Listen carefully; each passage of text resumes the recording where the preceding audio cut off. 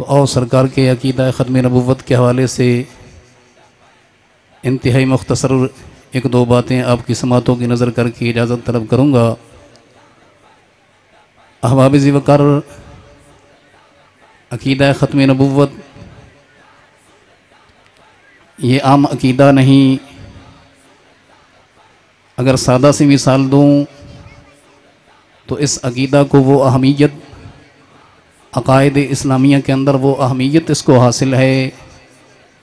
جس طرح تمہارے وجود کے اندر تمہاری جان کو اہمیت حاصل ہے۔ تو احباب ذی وقار، یہ انتہائی قطعی، جزمی، حتمی اور یقینی عقیدہ ہے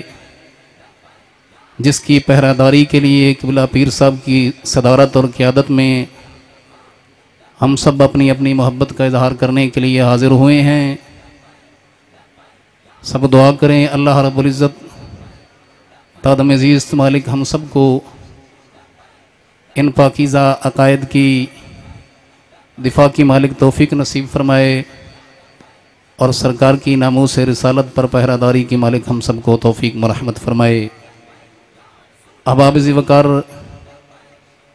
جس دجال نے سرکار کی ختم نبوت پہ ڈاکہ زنی کی ہے، اس حوالے سے تو اور بھی بہت سارے ہیں۔ اب آپ جس بدترین شخص کے حوالے سے سنتے رہتے ہیں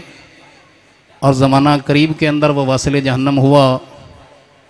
مرزا غلام احمد قادیانی، حالانکہ غلام احمد بھی اس کو نہیں کہنا چاہیے، مرزا قادیانی کہنا یہی تعارف اس کے لیے کافی ہے۔ وہ بدنام زمانہ شخص، وہ رئیس المرتدین، اپنی بدنام زمانہ کے پیغام پہنچانا ضروری ہے کہ سب عقائد میں سے سب سے پہلا عقیدہ عقیدہ توحید ہے۔ اللہ رب العزت کو وحدہ لا شریک ماننا یہ سب سے پہلا عقیدہ ہے۔ جب آپ کلمہ شریف پڑھتے ہیں تو کلمے کے دونوں رکن کے اندر پہلا رکن لا الہ الا اللہ آتا ہے۔ اب لا الہ الا اللہ پر کلمہ مکمل نہیں ہوتا، ایمان مکمل نہیں ہوتا جب تک کوئی شخص محمد الرسول اللہ نہیں پڑھ لیتا۔ تو احباب ذی وقار، یہ سب سے پہلا جو عقیدہ توحید تھا، یہ ذلیل شخص وہاں سے شروع ہوا اور سرکار کی ختم نبوت پہ ڈاکہ زنی کرتا ہوا سرکار کے کسی ایک غلام کی عزت کو اس نے نہیں چھوڑا۔ تو احباب ذی وقار، اس حوالے سے میں اس کی ایک بات اس غلیظ کی آپ کی نظر کرتا ہوں جو بہت ساری اس نے اپنی کتب کے اندر ذکر کی اور ہمارے علماء تحقیق نے ان کے حوالے جات بھی لکھے اور ان کی عبارت کو نقل بھی کیا۔ وہ اللہ رب العزت کے بارے میں کیسا غلیظ عقیدہ رکھتا تھا، کہتا تھا انت منی، یعنی اللہ مجھے کہتا ہے، انت منی بمنزلت اولادی انت منی وانا منک، کہتا ہے کہ اللہ مجھے کہتا ہے کہ تو میری اولاد کی جگہ ہے، میں تجھ سے ہوں اور تو مجھ سے ہے۔ اب آپ نے غور کرنا ہے اس حوالے سے، یہی اہل سنت کا اور ہمارے تحریک لبیک یا رسول اللہ کے غیور غلاموں کا یہی ہر جگہ اعلان ہوتا ہے کہ لوگوں،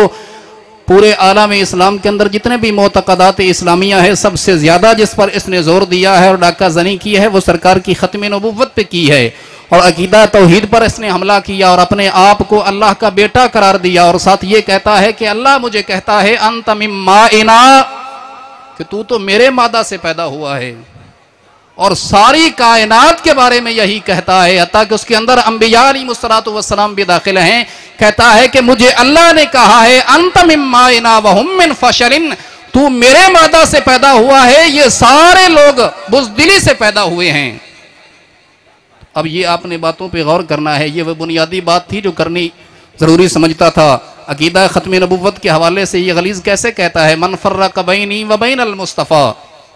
کہتا ہے جو میرے درمیان اور مصطفیٰ کے درمیان فرق کرتا ہے، کہتا ہے فما عرفنی وما ارا، اس نے نہ مجھے پہچانا ہے نہ اس نے مجھے دیکھا ہے۔ غلیظ تجھے کون نہیں جانتا،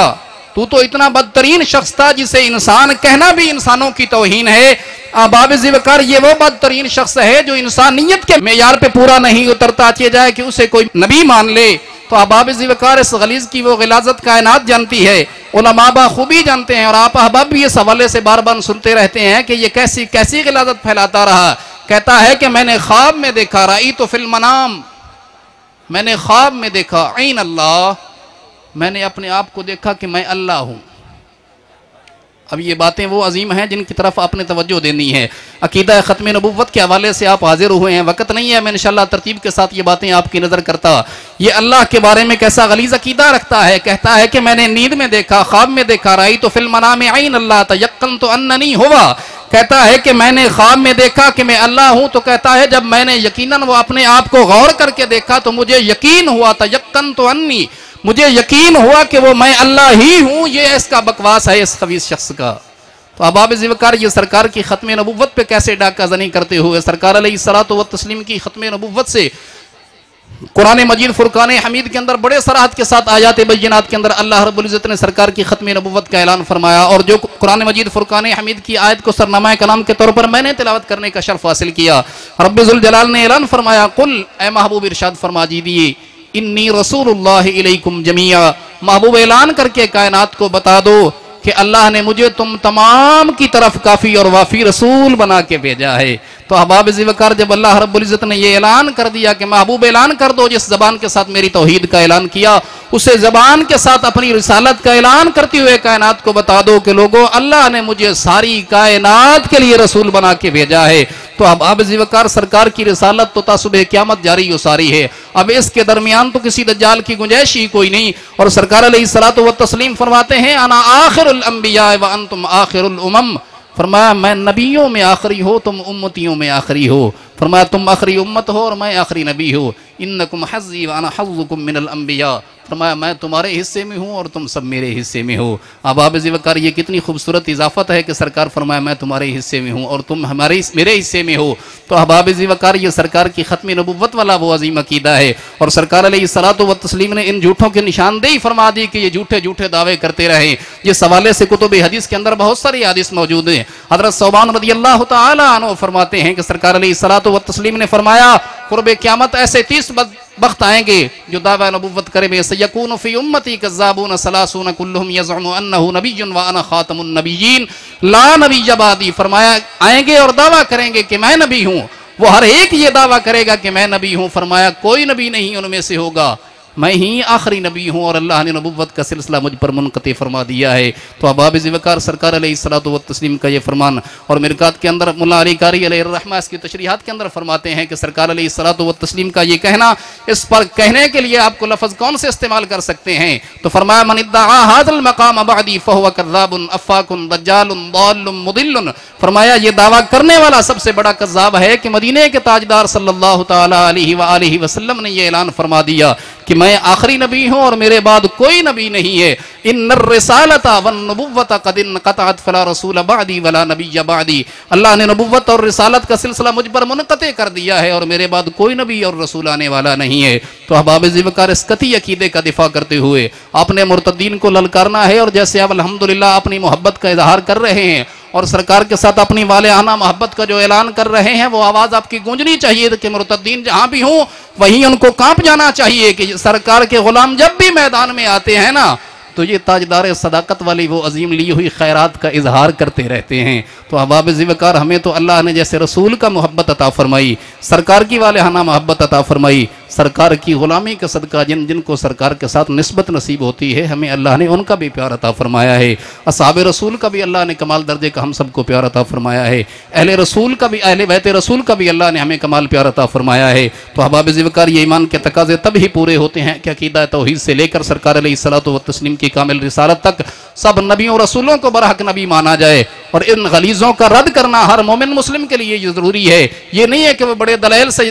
رد کرتا رہے۔ احباب ذوالفقار یہ عقیدے بھی ایسے ہیں کہ جن پر آپ کو کسی بدباطن سے دلیل مانگنے کی ضرورت تک نہیں رہتی۔ یہ عقیدہ اتنا روز روشن کی طرح آیا ہے جس پر آپ پہرا دیتی ہوئے باطل کا رد کرتے رہیں تو وہ قبلہ امیر المجاہدین رحمت اللہ تعالی علیہ کے دیے ہوئے وہ خوبصورت نعرے ہمیں یاد ہیں، من سب اصحابی کے جب آپ صدا لگاتے ہیں تو یقیناً وہ بدبخت اسی وقت کانپ جاتے ہیں۔ یہ عاشق رسول کیسی باتیں کر رہے ہیں، اور سرکار کا دیا ہوا سبق آج 1450 سال بعد انہیں بھولا نہیں ہے۔ یہ سرکار کا دیا ہوا وہ سبق آج بھی یاد رکھتے ہیں، اور آج بھی ان مرتدین کو للکار رہے ہیں، ان گستاخان رسول کو للکار رہے ہیں کہ ہمارے آقا کی طرف جو بھی کوئی بد زبانی کرے گا، یہ ایمان والے، یہ سرکار کے غیور غلام اسے معاف نہیں کریں گے بلکہ اس کا سر اتار کر رکھ دیں گے۔ اللہ رب العزت ہم سب کو سرکار کی کامل محبت نصیب فرمائے، سرکار کے عقیدہ ختم نبوت پر مالک ہم سب کو پہرہ داری کی توفیق نصیب فرمائے، سرکار کی ہر نسبت کا مالک ہم سب کو ادب اور حیا نصیب فرمائے۔ وما علیہ الا البلاغ المبین۔